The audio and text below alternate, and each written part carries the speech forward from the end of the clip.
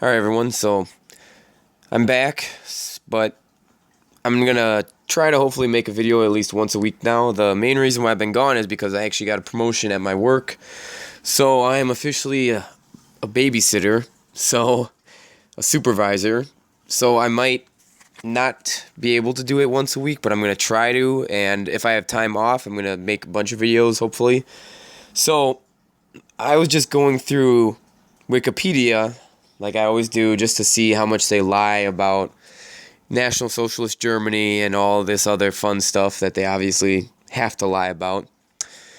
And what it comes down to is people want to say that because you're against secular Jewish people getting together in a clique or a group and dominating and taking over and having their own ideology. Because when people, it's funny because they criticize Christians and Muslims and everybody else for getting together and having their own ideology and sticking together and creating their own little groups. But if you criticize the secular Jewish people, you automatically are a racist. Which, yet again, there's no such thing as a Jewish race. Anybody who wants to take an hour of their time to study anything about biology will understand that there is no such thing as a Jewish race.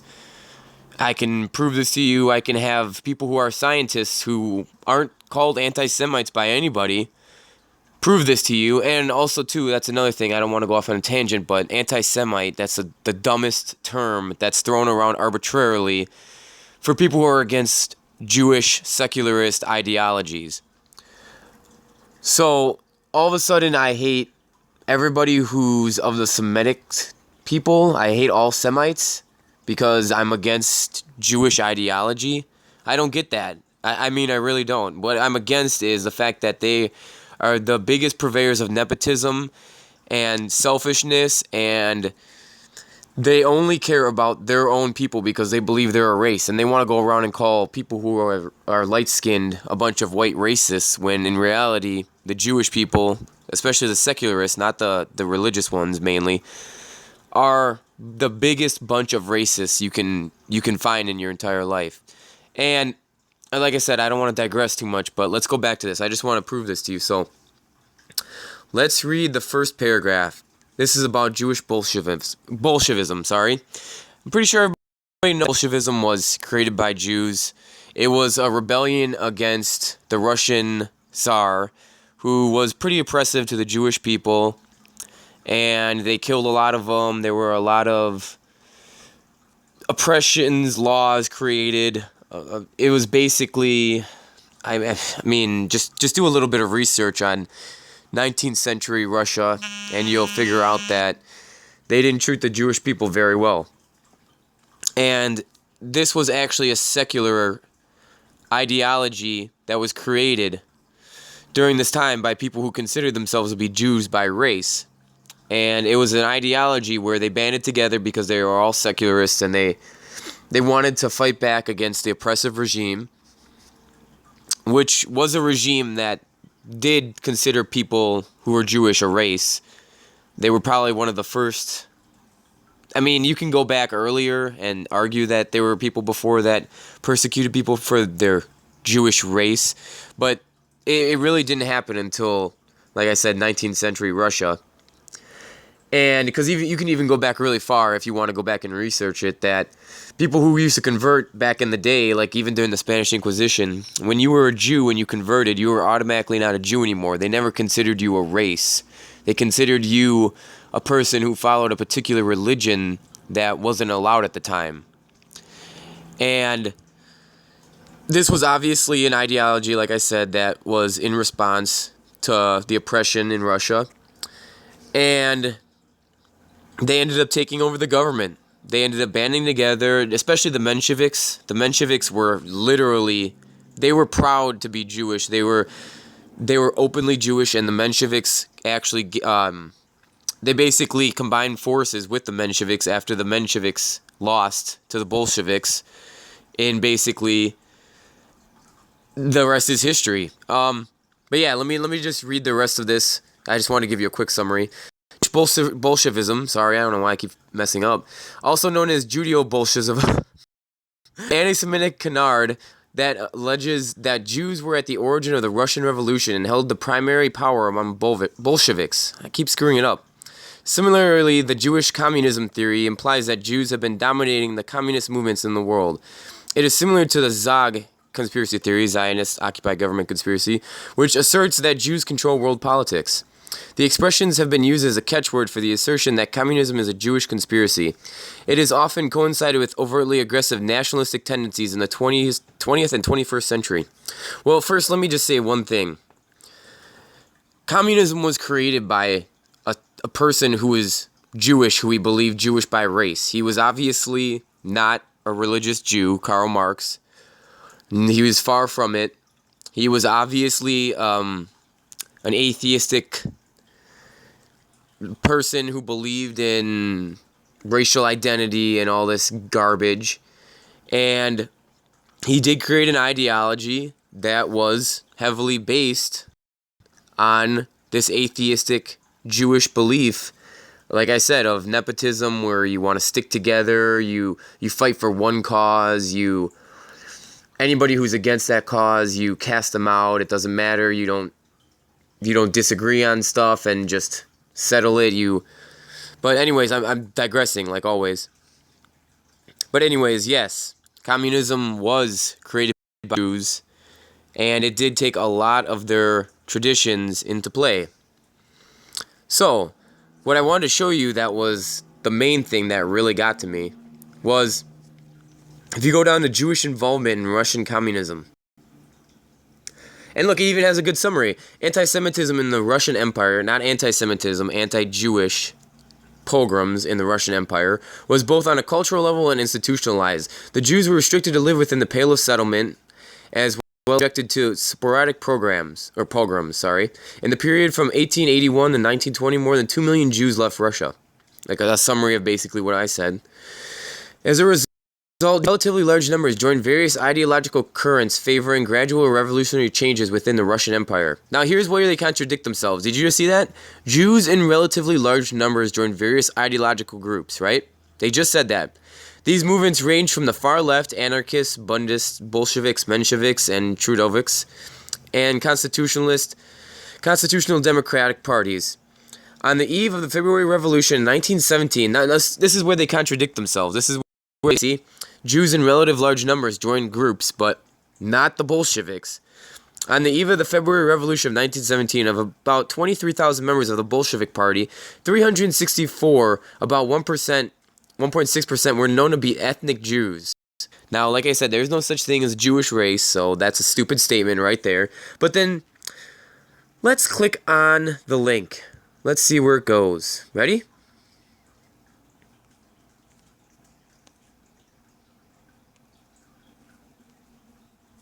Why did it take me back there? See, okay, this is my point. Okay. Here we go. Because I've been trying to do this all day, and guess what happens when you go to the link? And trust me, people, it's not my internet. Trust me, I have a 30 megabit per second internet. Everything loads instantly. And I even tried this at work. I tried it on multiple devices. Look what happens. It's a broken link. They take you to a broken link. You can't even go verify the sources. So, let me hopefully cancel that. There we go. So, since that was a broken link, that's the first part, but here, it gets even better. According to the 1922 Bolshevik Party census, there were 19,564 Jewish Bolsheviks, comprising 5.21% of the total, and in the 1920s of the 417 members of the Central Executive Committee, the Party Central Committee, the President of the Executive of the Soviets of the USSR and the Russian Republic. The People's Commissars were 6% ethnic Jews. Now, let's click on this one. Well, tap on this one. And where does it take you to? A book. A book that you can't even verify the sources. And who's honestly going to take all their time to go find this book by this Jeffrey Herf guy to go and verify the sources? Why can't you link to some direct statistical analysis? Why can't you? Why don't they provide you with one that shows a list of names, a list of all the names who are actually in the party and all the Jewish names in the party. Of course, they're not going to do that. And there's a catch. Here's the kicker. Ready? All right. Let me go back to it. Where is it? All right. This is what's awesome. An example of the exaggeration of Jewish influence in the Soviet Communist Party is the estimate by Alfred Jensen in the 1920s. And Alfred Jensen was, I believe, a Swedish historian. I didn't know who he was at first, so I had to look him up. 75% of the leading Bolsheviks were of Jewish origin, quoted by journalist David Aronovich. Now, obviously, this guy's Jewish, and he actually probably is a secular Jew. And according to him, a cursory examination of membership of the top committee shows this figure to have been an absurd exaggeration. Now, when you click on this and you actually go to the actual article, of course, it takes you to a Jewish website where they're going to deny any part in communism whatsoever. All right, sorry about that. I accidentally pushed the standby button on my phone, or the screen off button on my phone, so it went away. So I believe I found the part. It isn't, so he uses this K, I'm just going to pronounce him as K, Karajewski, just happens to be a Jew in his name, right? And he uses him as his source for discrediting what I said, this David guy. So, let's see. It isn't easy for everyone to see that the question, why were so many communists Jewish, is a very different one to why were so many Jews attracted to communism. As K allows, Jewishness was not in any way essential to communism. Atheistical Judaism is. Not the religious Jew, but atheistical Judaism definitely is. It would have happened had all the Jews in the world been living on Madagascar. From Lenin to Gorbachev, Soviet communist number ones were Jews. Yeah, of course they're not going to have a Jew as the top person, except for Lenin. Although K says he cannot refute estimates from the 1920s that 75% of the leading Bolsheviks are of Jewish origin. He cannot refute estimates. He cannot refute estimates. But then guess what? He goes on to say, oh, the estimates right here, and that's where they get the quote in Wikipedia. So, of course, Wikipedia leaves out this part right here where it says he cannot refute estimates. And they leave the other part in there where he tries to refute the estimates. But it gets even better. This whole thing gets even much better. Hopefully I can go back to it. Yeah, okay.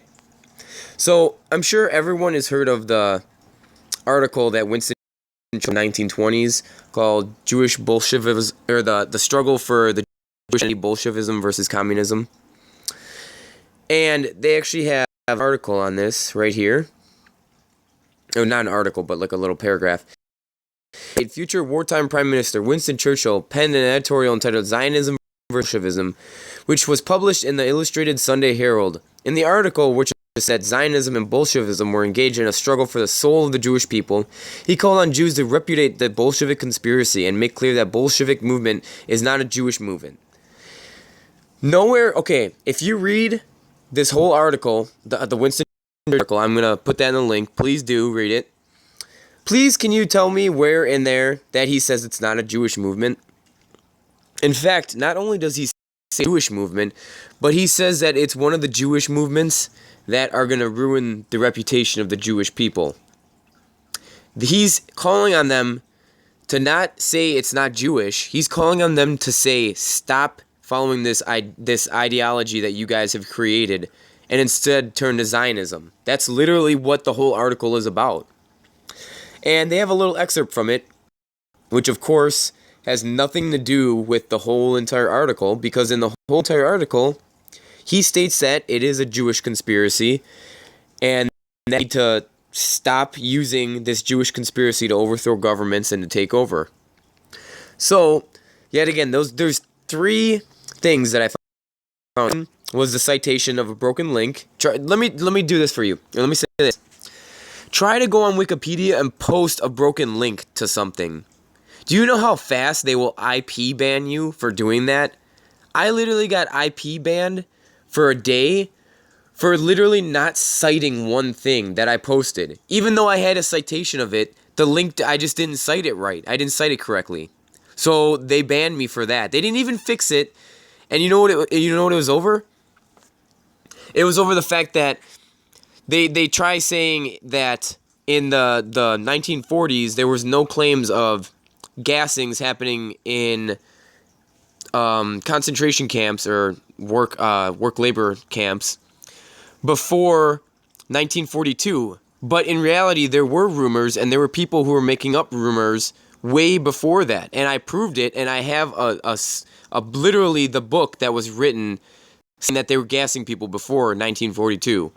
And when I literally posted the citation of it and the page, they just took it down because like I said, I didn't do it correctly. And they literally IP banned me for it was for 24 hours, but they still did it. And after that, I didn't even try because I know, well, what's the point? They're just gonna take it down. They could have fixed it for me. They could have made the citation perfectly legit, but no. So you have a broken citation. You have a half truth. Truth is the Winston Churchill one, and then you have a complete lie where they literally only cite the bottom part of the article instead of the top part of the article, where he says, "I cannot refute the claim that 75% of the Bolsheviks were Jewish." So right there's 3 lies in this article. Now, I'm not trying to say that there's a bunch of Jews who are looking over Wikipedia and going through and filtering it, but I do believe that these atheistical Jews do, and they're mainly Zionist ones, they do have an overriding ideology that propels them to go do stuff like this, and what happens is they influence other people who aren't of that ideology, but they influence them to the point where they actually are little minions of them. They inadvertently do things for them, and they don't even realize it. And a lot of people don't understand that, and they don't even realize they're doing it half the time. But when you use the term anti-Semite with somebody who's anti-Jewish, you're automatically doing their bidding. You're doing what they have established and what they want you to do. They want you to scream anti-Semite anytime you're against anything to do with atheistical Jews or atheistical Jewish communism. That's what they would love for you to do, is scream anti-Semite. And you know what's funny too? They even say in here, well, where is it? Here, I want to show you. They basically, well, there were communists in China, North Korea, and Cambodia. Okay, so you're going to tell me that because somebody, like, okay, let's say for instance, there's Christians in China, right? There's Christians all over the world. So just because they're Chinese and they're Christian, that doesn't mean that it comes from a Jewish source. Doesn't Christianity come from Jewish writings, right? The religious Jewish, not the atheistical Jews that I'm talking about here. It comes from a Jewish source. So you're following a Jewish ideology. You may not be Jewish yourself, but you're following the ideology that they follow. So you're doing exactly what they want to do. And that's what these countries did. They followed an ideology that was created by Karl Marx, a Jew. So, well, like I said, an atheistical Jew. People need to get that through their head. There's a difference between, because there are a lot of religious Jews who are against everything that the Zionists stand for and all these scumbag communists, and they've always been against it from the beginning. But the thing is, me, obviously, being a Christian, I'm against Talmudic Judaism and everything that it represents. But that being said, I have to represent the truth, and the truth is that most religious Jews aren't a part of this. In fact, they're actually persecuted by these atheistic Jews. I mean, Trotsky and all of them, they hated everything to do with anything in religion. And they hated all religions. It wasn't just... And the only reason they had anti-Semite laws was because they believed it was a race. It had nothing to do with they wanted to protect the Jewish religion. They hated the Jewish religion. They hated everything to do with religion, about religion, anything to do with it. So I just wanted to make this video. I know it's not very fast, but please look up this and read the Give to You, the Churchill article, because I read that years ago, and that really opened my eyes that Well, if somebody that these people hold up as the paragon of excellence and of statesmanship actually agrees with me and with other people who are studying this problem, then there has to be an issue here. And they just basically suppressed it, and they obviously dismiss it and say that, oh, he didn't say that the Jews control Bolshevism, even though he clearly doesn't.